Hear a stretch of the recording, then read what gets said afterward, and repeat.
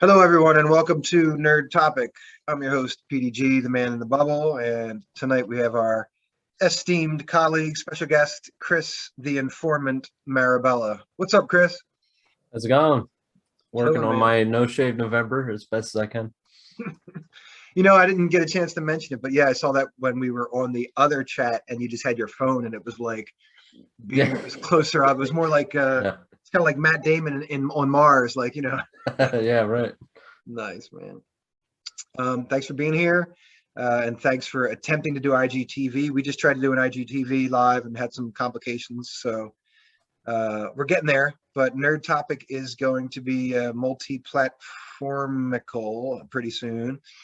Trying to just hit as many platforms as I can, maybe even get a podcast, which is audio only. We'll see. I don't know. But just trying to be out here more. I realize that I'm in my head all day. So it's a really good idea for me to just kind of talk to people actually. So YouTube Live will probably start pretty soon where we can get the interactive commentary and IGTV Live. I love that people can ask questions on the spot there. So we're gonna start to get that going. So if you don't follow me on Instagram, please do at man in a bubble with an underscore under each word. Chris Marabella, I got some questions for you because you are the informant on all things Hollywood and industry. Why I'm here. That's what's up, man. Yeah. So let's think. We got to start slow and work our way up to the big finale. So let's just begin with, let's talk some Eternals. Did you see it? I actually didn't get a chance to see it yet. Okay, all right, no biggie, no biggie. But I mean, I know the Eternals from the comics. I know the storyline, so I mean, Sure, I'm able sure. to discuss it. Yeah. My main thing isn't even really plot wise. Like, I'm not even interested if people like it or don't like it. Like, I'm beyond the point lately while I'm doing reviews. If people disagree and all that, like, it doesn't matter. It's cool. Yeah. Like, we could all like or dislike anything. Yeah. Nobody's wrong. But my question is, I know that it's only done, I think, 70 million, which is on par with Black Widow, Shang-Chi, Venom opening weekend. So Yeah. arguably it's not even really doing bad, like in the box office as far as like seats in the theater. Yeah. I mean, there still hasn't been a film, as far as I know, from what I can recall, 2021, of any studio to open to 100 million yet. We're still Okay. kind of in that recovery phase of the box office. I mean, obviously, a lot of people are still going, but I don't know. Maybe up not until Spider-Man, there's going to be that one film that's going to open that huge. So Yeah. to have it do 70 million with the reviews and everything, I think is kind of a testament to just Marvel Studios and just even if they have a miss here or there with some people, I think people are still kind of so trusting of the brand. Right. They're going to turn up regardless. And I Yeah. don't really think it's going to affect the next one next Marvel film one way or another. Right. Right. Yeah. Marvel seems to so far have the ability to, in general, most of the movies are mega success.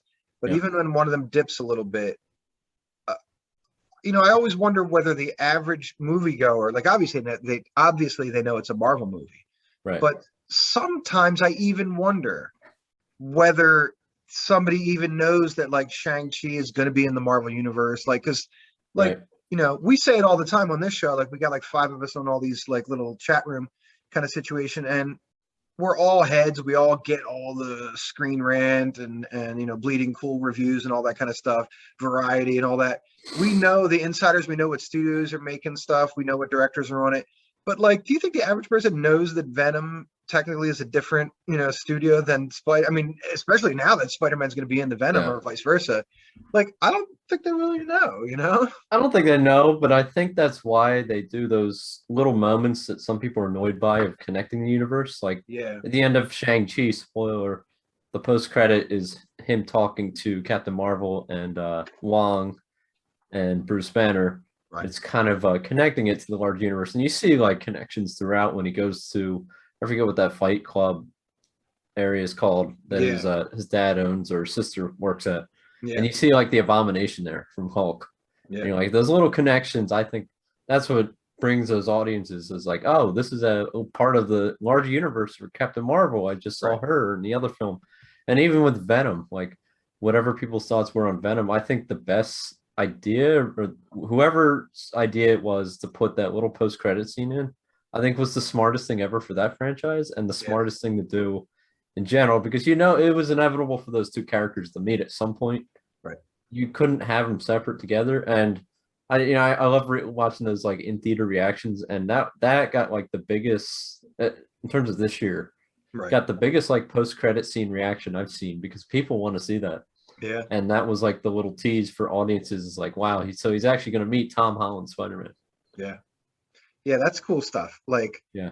that is the most like a comic book because, there's like a classic, like kind of, it's Yeah. not an adage or anything, but there's like I guess a convention or a repetitive thing that happens in comic books where like issue 1, 2, a new character, issue 3, you drop in a big name Yeah. to kind of beef it up. Iron Man shows up, Spider-Man shows up, it's kind of like that with the movies. I love it even more so, like you're mentioning, like Abomination, like just kind of being in a fight scene, like, Yeah.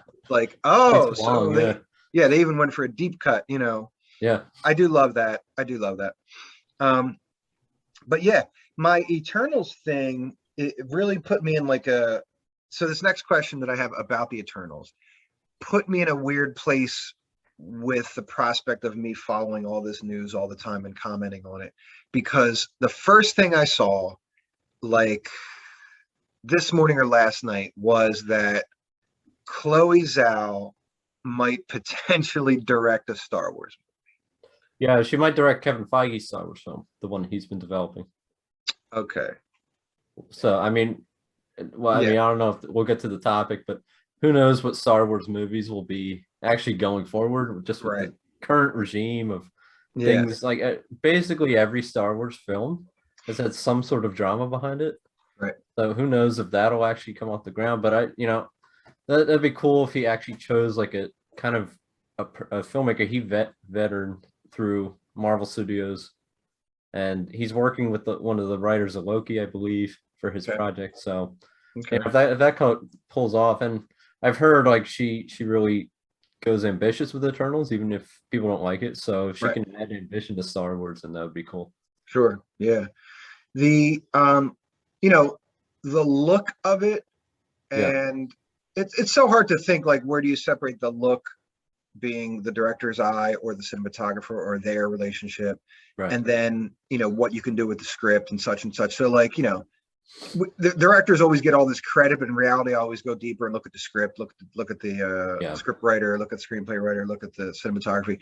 But my thing about that is it just reminded me too much of how, this is dark, man, this is a dark opinion, but it reminded me too much of how Wonder Woman 2 wasn't received well, and Yeah. all of a sudden they said Patty Jenkins was going to direct Rogue Squadron.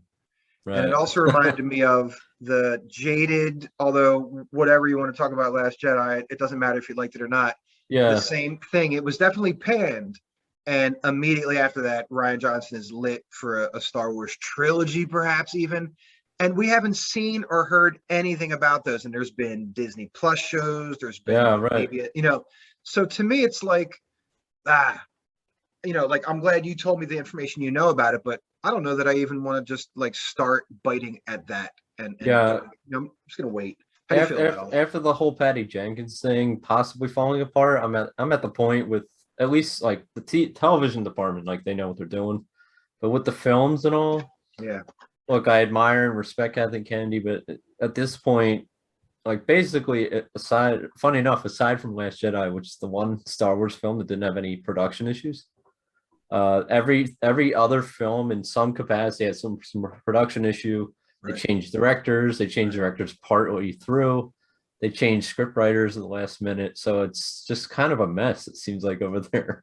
I don't understand why. Because Disney, they usually keep tight ship with like Pixar and Marvel of like really getting their stuff together. But just for whatever reason with Lucasfilm, like you said, like they'll pick up filmmakers like Rian Johnson. Like where's his trilogy at? Right. Yeah. I mean, so this is right after The Last Jedi, which is 3 years ago, 4 years ago. 2017. Yeah. 4 years ago, going on 5, and Yeah. we haven't heard nigh about this Yeah. Ryan Johnson trilogy. And then I did see a slate that said like 2023, 2025, 2027 for these Star Wars releases in the movies. Yeah. So like They we wanted got five. to. They didn't want to interfere with Avatar, so they're doing every other year. It's no Avatar. Okay. So what do you think is going to be that first one? Is it still going to be Rogue Squadron, or is that delayed? Or Well, it's certainly not going to be 2023. I don't think. yeah, I think at most the next film we might get is 2025. I don't know if it'll be Squadron. I know Taika Waititi's still trying to develop a film. Yeah, right. But I forgot about that. I yeah. thought I was making more out of this than it was, but you just remind it's like But, the hot director of the week. Oh yeah, give him Yeah. a Star Wars movie. Give her a Star Wars movie. You know. But a little different scenario with Taika. He hasn't made that one film that's kind of divided audiences. So I feel like his might actually go through. Yeah. I don't know if the fandom is making more of this than it actually is, and that I don't know. Like you might know better than I whether or not there was ever actual moment where you see like Kevin Feige and Patty Jenkins like shaking hands, like the deciding moment of like it's official, because I don't usually see those things. And you don't see an IMDb pre-production report or anything like that. You just hear stuff on YouTube sites and entertainment news. Variety didn't say it, Deadline didn't say it, Hollywood Reporter didn't say it, so they're the top three. They didn't mention it, so it's not in my mind official yet. Do you think so much of this is just like a rumor mill where somebody says something, then it just starts getting circulated, and then before you know it, it's like it's not even true, but grapevine. You're talking about just the films being greenlit. Yeah, just like new director, like Chloe Zhao. She really getting one with Feige? Patty Jenkins. She really going to do one? Like I don't know about the Zhao thing. I followed Jenkins on Twitter. Like she did talk about when it was announced about Rogue Squadron, because she pitched the idea to them about it, because I think her dad was a pilot in real life, and so it was like it was kind of a story she was developing from the ground up. My speculation is that she just, I don't know, her ideas are a little too ambitious for Lucasfilm. It's like they really seem to like to play it safe. Yeah. Like with the films right now, like we saw Rise of Skywalker. Yeah. They like to play it safe, and maybe she's getting to the point with her pitch or her story ideas where it's just a little too ambitious. But sure. I mean, who knows? Yeah. There was also another theory I saw. They're fast tracking Wonder Woman 3, and she might be busy doing that, and come back to Rogue Squadron later. Right. That's crazy. I'm visualizing like a rotating lot of sets and all that, and it's just like a animated thing. Yeah. And there's one guy just like, oh really? So she's not doing that, and this thing moves, and another one comes forward, and Yeah, right. Insane. Yeah, I think that it's amazing to me that Disney, even if they want to play it safe, like you're saying, and I could see that, and I see how that. They make so many good, safe movies already that you'd think they have the formula.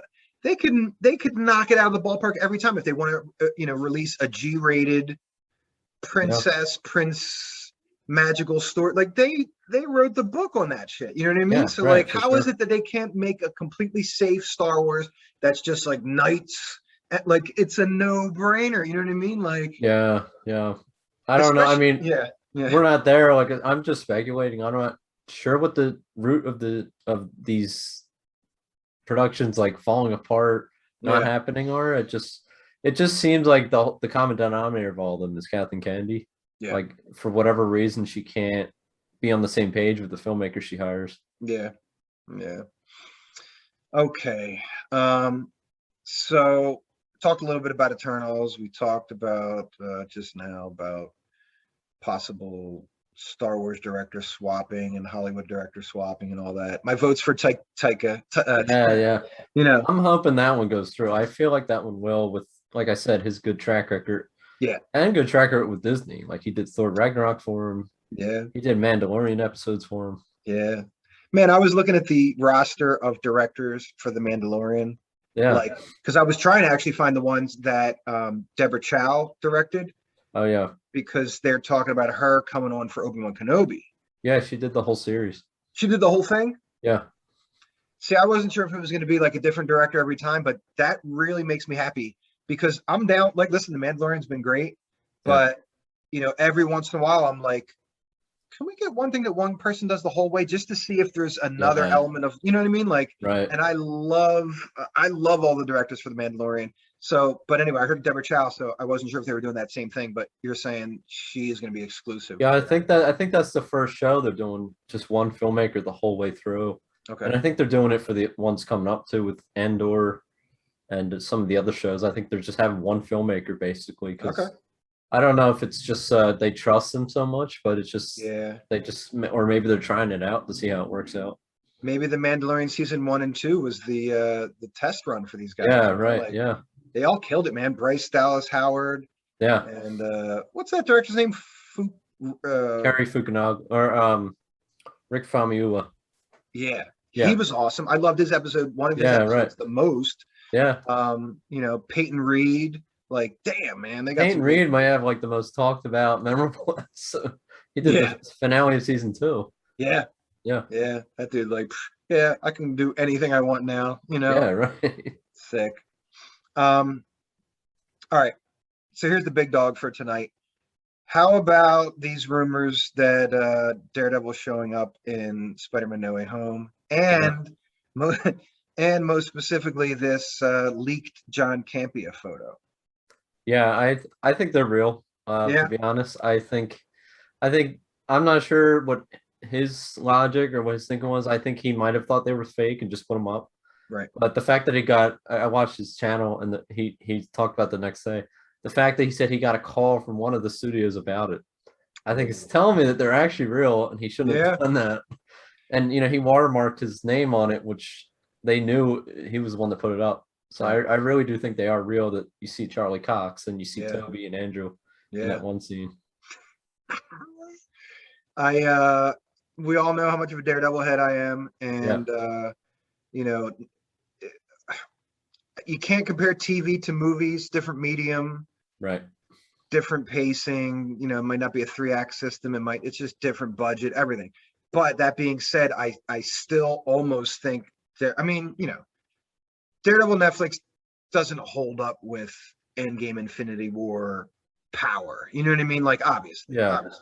But script, character development, acting, like many moments of it do. Like, seriously. Yeah. You know? It's a different beast entirely. I mean, it has like 13 hours to tell its story.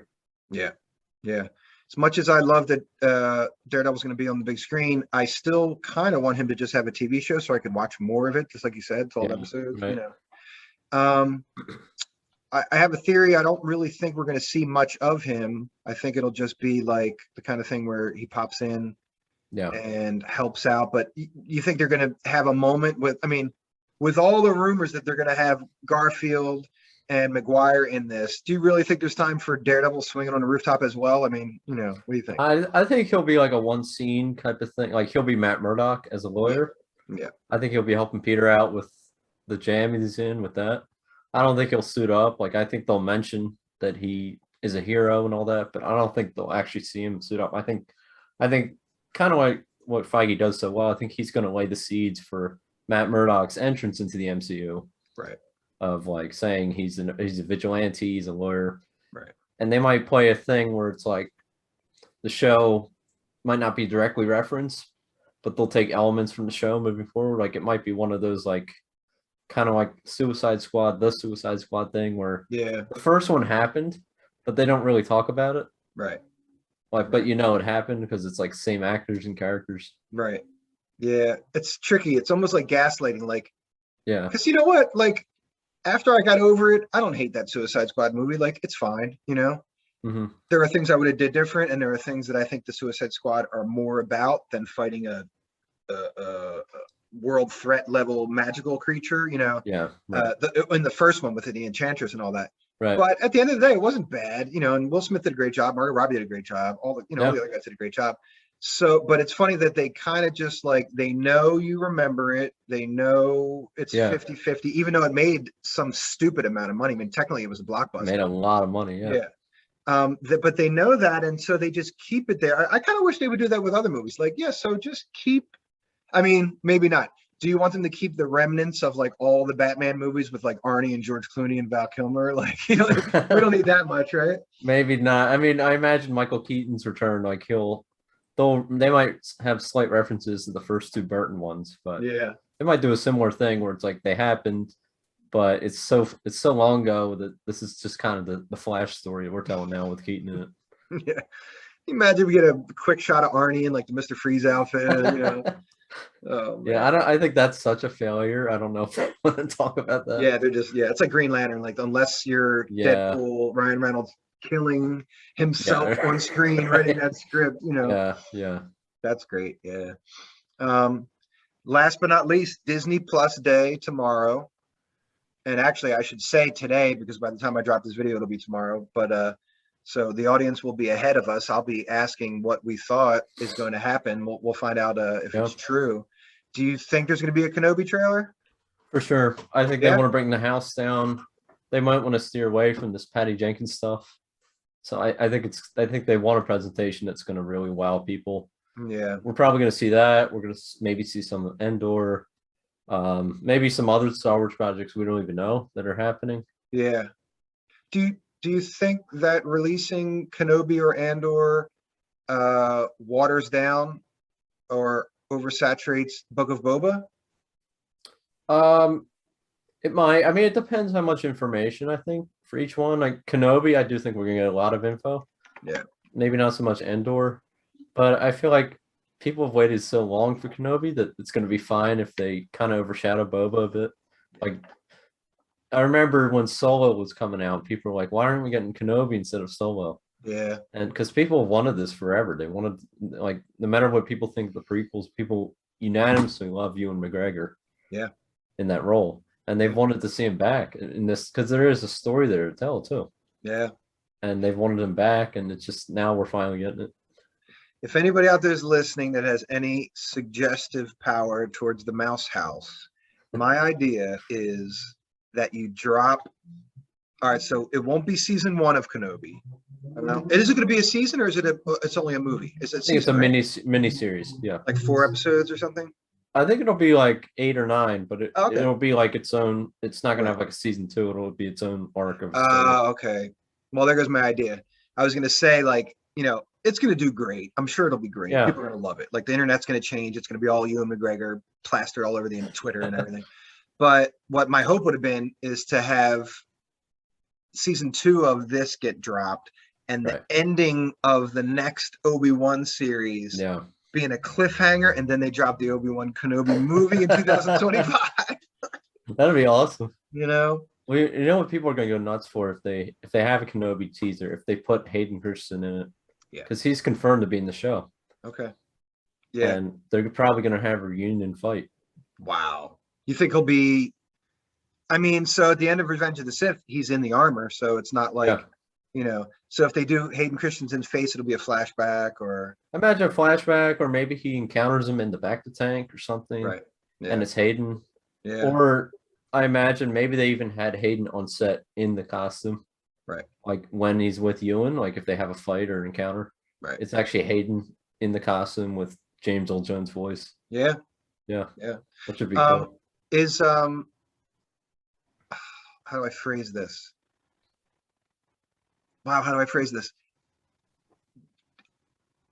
Is it possible that there'll be no Hayden Christensen visually, like his face at all? And just, I mean, I don't think so. I think because they made like a big announcement about it. Yeah. I think actually we're going to see a lot more of him people are expecting, because I think he's wanted it. He's kind of wanted his own like return to the screen as that character, because I feel like he got too much of a bad rap, like as an actor, about that, what happened. Yeah. And you know, I've seen like at celebrations and stuff, people have really championed his Anakin and championed the prequels. Yeah, and I think they heard that love and that outpour for that character and for that trilogy. So I think they're really going to try and deliver what fans really want to see, just Hayden Christensen back in the fourfold. Like I think we talked about, he was announced to be in Ahsoka as well. Ooh, the Ahsoka show coming up. Yeah. So they're really utilizing him. Yeah. What do you think? Have you heard the statement that, I don't know if it was Feige or Favreau, said that all of the Disney Plus Star Wars material is going to culminate in a big event? Did you hear that? Yeah, I think Favreau said that. Yeah. Yeah.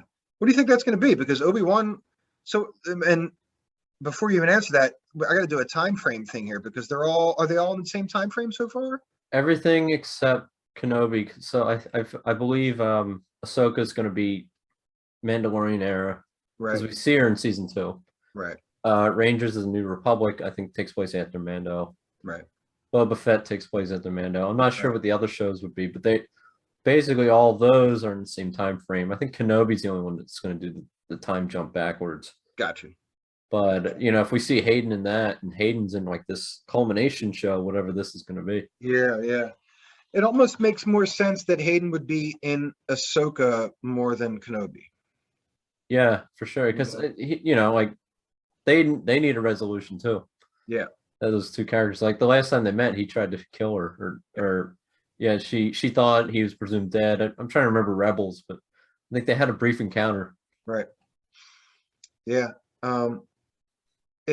It's funny that we want to see Obi-Wan. Everybody wants to see Ewan McGregor return to Obi-Wan, and there's really no doubt that he'll do a great job. It'll probably give us like the tingles, and but for Hayden, like, do you think has he been in things? Has he been acting, or is he just He's kind of just laid low for a bit. Yeah.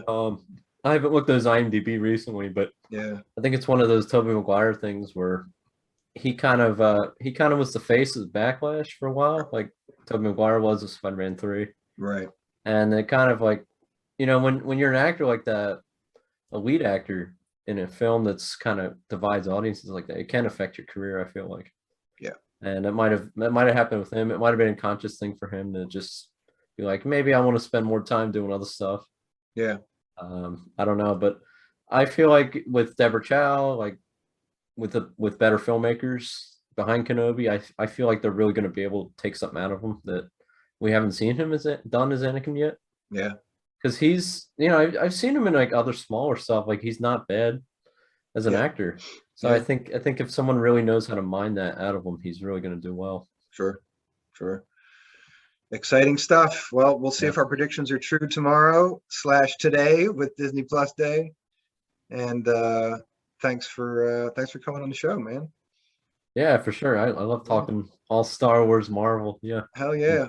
We should just start doing a weekly check-in, man. We'll just throw a nerd topic on. Maybe I won't edit them as much, and I'll just throw them up, just put the content out and just get everybody talking, Yeah, for sure. Yeah. Yeah. Chris, you have anything you want to pump for yourself? You want to direct anybody to anything you're doing, or?